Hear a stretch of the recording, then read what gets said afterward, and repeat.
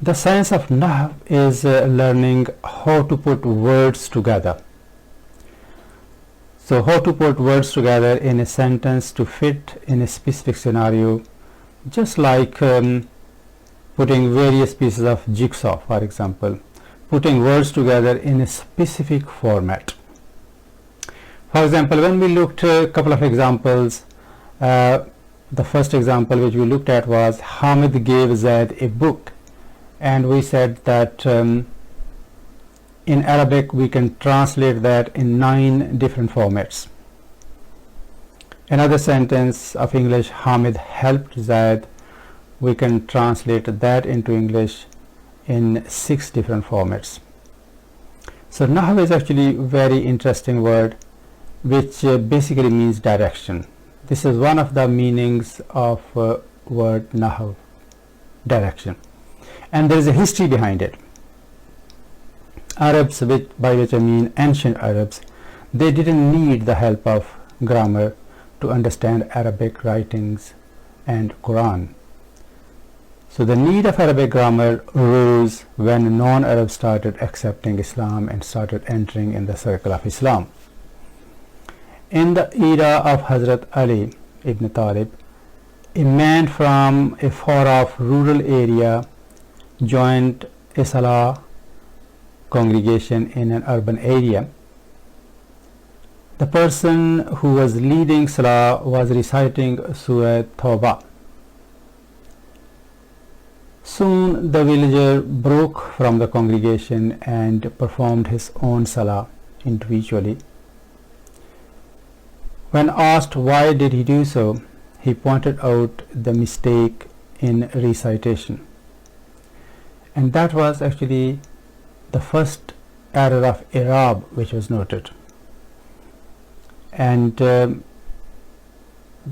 error occurred in part of ayah number 3, which is very famous ayah, and it says,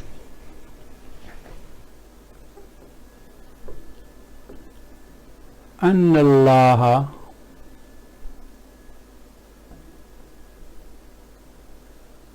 بريء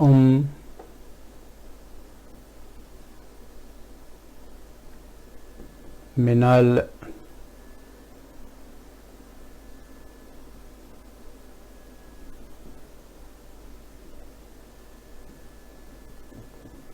المشركين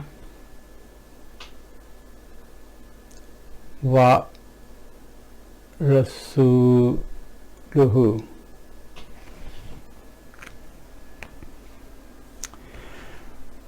Translation which is commonly given in different books says that Allah is free from any obligation, any commitment to the pagans, idolaters,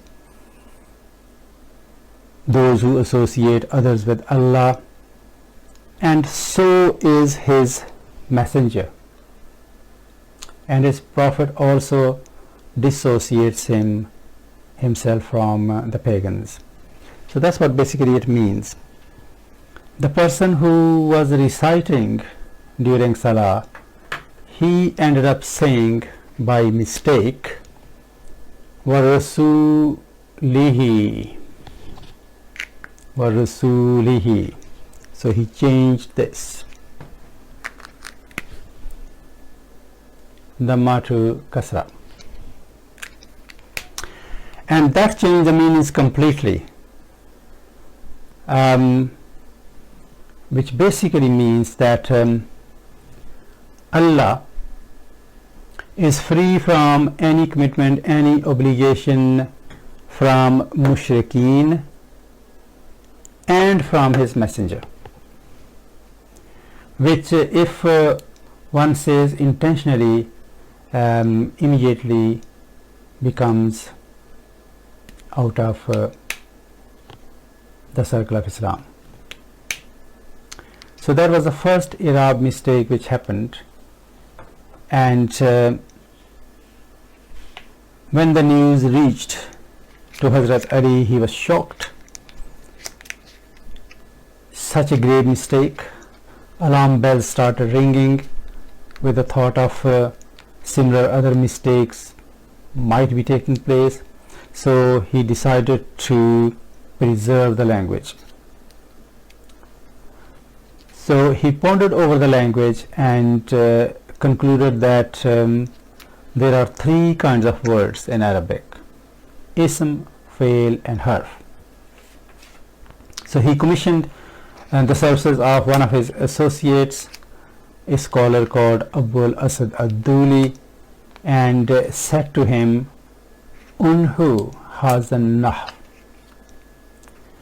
Take this direction, kind of this general direction, or saying really take it from here or follow on from here, that kind of meaning.